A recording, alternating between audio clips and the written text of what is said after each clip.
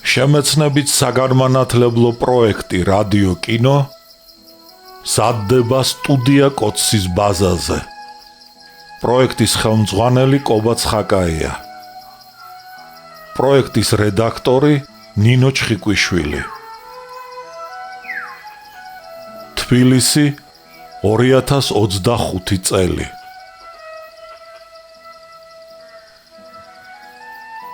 ალექსანდრე ქუთათელი, პირისპირ, რომანი 2 ტომად და 4 წიგნად.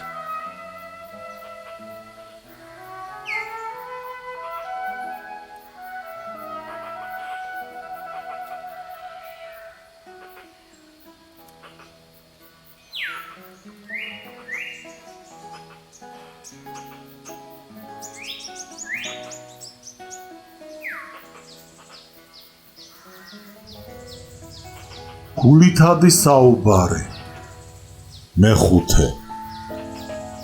ძლიერ არ მომწონს მაშინებს რომ პოეტი ხარ. სერგეი ესენინი. ტერეზა, იონა, კორნელი და მიხა ღამით ჩავიდნენ კარისმერეთში, ხოლო დათა, ელენე, სტეფანე და კატო ზედაზენში დარჩნენ. დილით ადრე გაიღვიძა კორნელიმ, ფარდა ასწია და ფანჯარაში გაიხედა. როგორც მაშინ აქ ჩამოსვლის მეორე დღეს, ახლაც მზით განათებულ მშვენიერ არემარეს გახედა და მისი ჭვრეტით დატკბა. მერმე ფარდა დაუშვა, ჩაიცვა და პერანგის ამარა ეზოში გავიდა. ბებერი მსხლის ქვეშ კვლავ შავებით მორთული დედამისი იჯდა და ჩვეულების ამებრ კრიალოსანს მარცვლავდა. კორნელი მის გვერდით გრძელ სკამზე დაჯდა. გამტანჯველი დუმილი რამდენიმე წუთს გრძელდებოდა. იგი ტერეზამ დაარღვია. ზედაზენში მომხდარი უსიამოვნების გამო ბევრი ვიფიქრე და იმ დასკვნამდე მივედი, რომ შენსა და მიხას შორის მომხდარი ჩხუბის მიზეზი ღვინო როდია. შენ და მიხა მოსისხლე მტრები ყოფილხართ. მიამბე, რა განხეთქილება მოხდა შენსა და ნინოს შორის და რა როლი ითამაშა მიხამ. კორნელი შეიშმუშნა და მიუგო. არაფერი ისეთი არ მომხდარა. აბა რადგინდა ყველაფერი იცოდე, დედაჩემო? როგორ თუ რად მინდა? მე დედა ვარ შენი. ჩემზე უკეთეს რჩევას ვერავინ მოგცემს. მითხარი, დამიმალავ. კორნელიმ განზე გაიხედა და დარცხვენილმა დაბალი ხმით დაიწყო. ნინო ეჭვიანობს ერთ გერმანელ ქალზე. შენ იცნობ იმ ქალს. ვინ არის ის ქალი? მარგარიტა ლეტცი. მარგარიტა ლეტცი, რა შენი საკადრისია? უმალვე აიმზირა ტერეზა. იმ უზნეო ქალთან შენ რა კავშირი გაქვს? თვითონვე მიხვდები, მარგარიტამ ჩემი თხოვნით ჩემი სკოლის ამხანაგი ლეონ მერაბიანი საპატიმროდან გამოაშვებინა სამხედრო მინისტრს. ამიტომ ლეონმა მარგარიტა და მე მიგვიპატიშა რამდენჯერმე შინ და რესტორანშიც. აი ხო ხედავ, ღვინო, ქალები და რესტორანი. ეს არის ჩემი უბედურება. მერე რა მოხდა? მერე როდესაც მაყაშვილები ამ ზაფხულს ქვიშხეთში გავაცილეთ, მე და მიხა სადგურიდან ქალაქში დავბრუნდით და ვერის ხიდთან ბაღში შევედით. იქ მარგარიტა და მისი მეგობარი ქალი მაღალაშვილი შეგვხვდნენ. მიხამ რესტორანში დაპატიჟა ისინი და ერთად ვივახშმეთ. ისევ ღვინო, ქალები და რესტორანი. მერე ვახშმის მერე ისინი ჩემს ოთახში წამოვიდნენ. თუმცა ნინო უარყოფს, მაგრამ დარწმუნებული ვარ, ყოველივე ეს მიხამ ელოს უამბო.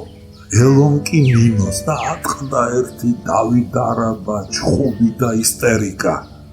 შეგაიკაცო, ნინომ რუშობას რომ არ გაპატიებდა არ იცოდი, მით უმეტეს ისეთი ამაყი ქალი როგორც ნინო მაყაშვილია. ცუდად ყოფილა საქმე. სიყვარულის რა ჩინებული საბუთი მიგიცია ნინოსათვის. ოჩაღ ბიჭო, განამ წერალმა, მოწინავე ადამიანმა და წესიერმა კაცმა ასეთი რამ უნდა იკადროს? არ მომწონს მართალი გითხრა შენი საქციელი, იგი ცუდად გახასიათებს. ეს ამბავი წუთიერი გატაცების შედეგი იყო, ნინოსადმი ჩემს სიყვარულს იგი არ შეხებია. ყოველთვის მეშინოდა კორნელი ღვინომ და ქალებმა არ გაიტაცოს მეთქი. გაფრთხილებდი, უამრავ წერილს გწერდი, თავს გაბეზრებდი და აი ხომ ხედავ, რისიც მეშინოდა სწორედ ის მოხდა. მე მქონდა საამისო საბუთი რომ გამეფრთხილებინე. მამაშენის მაგალითი თვალწინ მედგა და ის არ მასვენებდა. 1000 ჯერ მithქვი შენთვის, მამაშენს გავხარ მეთქი ხასიათით, მამაშენი ახირებული, უნებისყოფო, თავშეუკავებელი, აფექტური და აღგზნებული კაცი იყო. ვაი ჩემს უბედურ დღეს. კორნელი მიხვდა რა კი დედამ ხელთიგდო იგი, მანამდე არ მოეშვებოდა სანამ სათქმელს სრულად არ ეტყოდა და ნოტაციების კითხვით გულს არ მოიჯერებდა. ეგ სენი სჭირდა ტერეზას და აი ისიც მოჰყვა დაუსრულებელ ნოტაციებს. ჯერ კიდევ რუსთაველი ამბობდა, მიჯნურობა სხვა რამეა, არ სიძვისა დასადარი, ან კიდევ ხან მიჯნური ხანიერი, არ მეძავი, ბილწი, მრუში.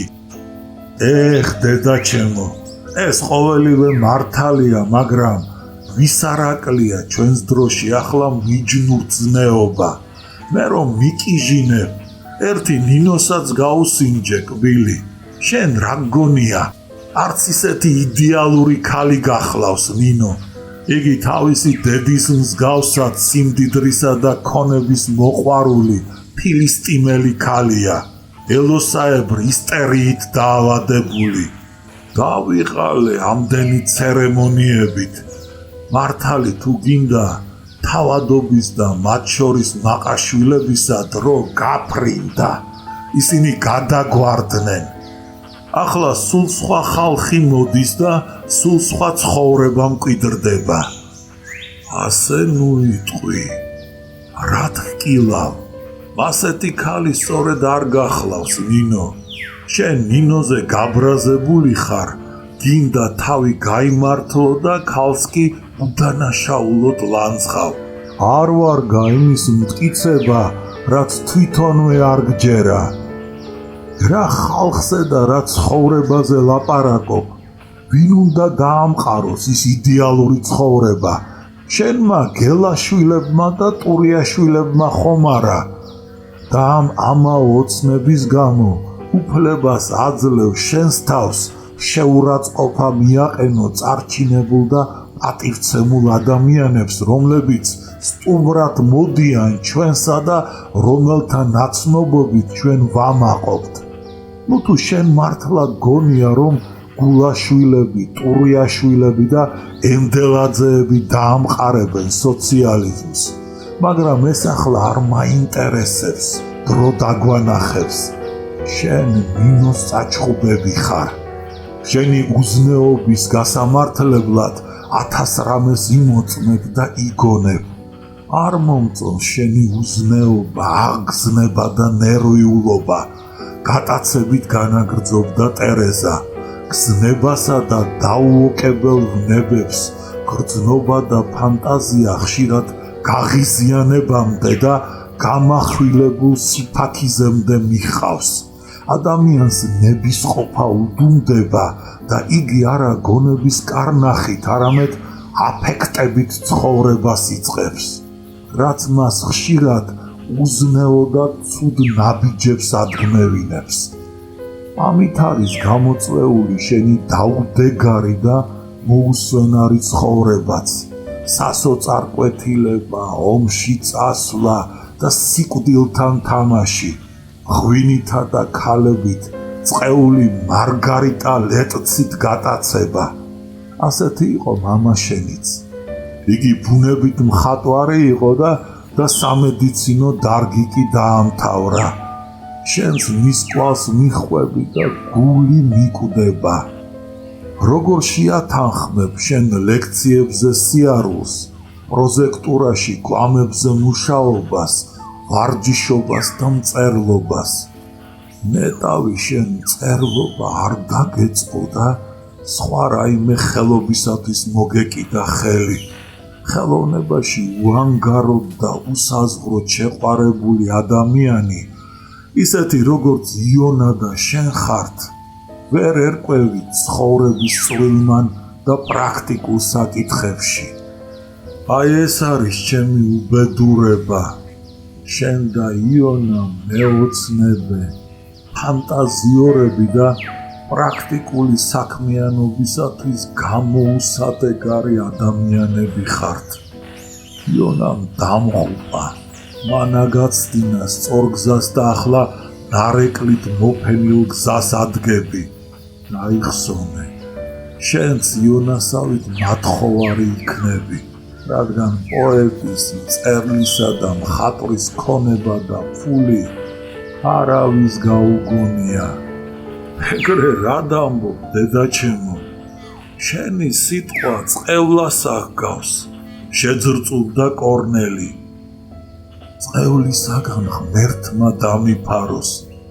მე ჩემს სათქმელს ვამბობ, თუმცა დასძინა ტერეზამ.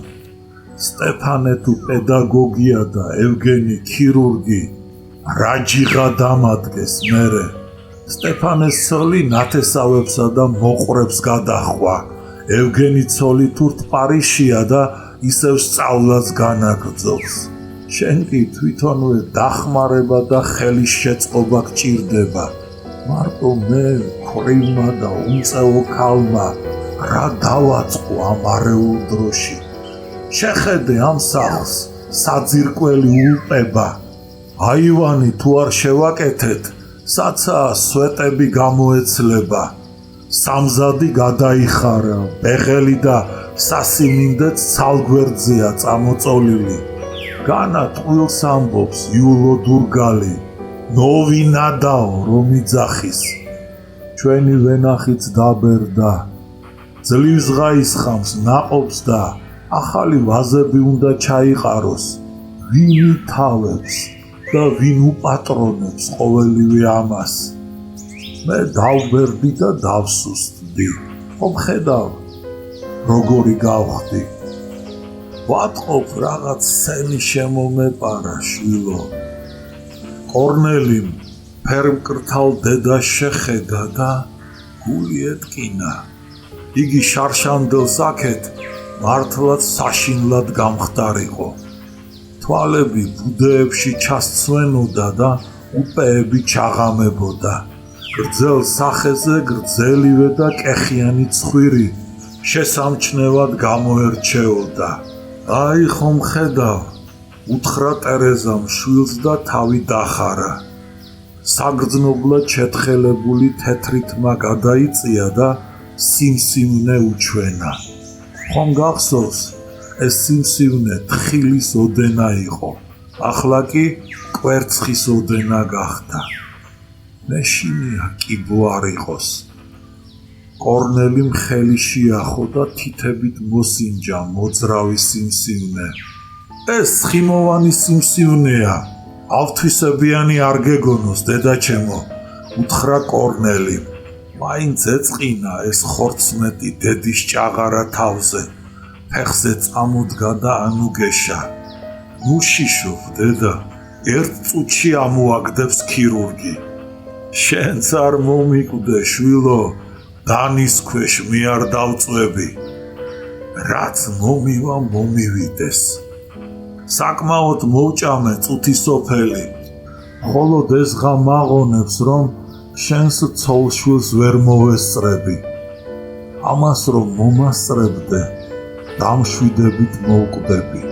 აკაჩია, ბაკაჩია გისვამს, ბიჭამია, გზა გაგაჩნიაო, ხომ გაგიგონია ეს ანდაზა. ეხ, შენც ერთი, სიკვდილზე ლაპარაკისთვის მოხცლია რა დედა.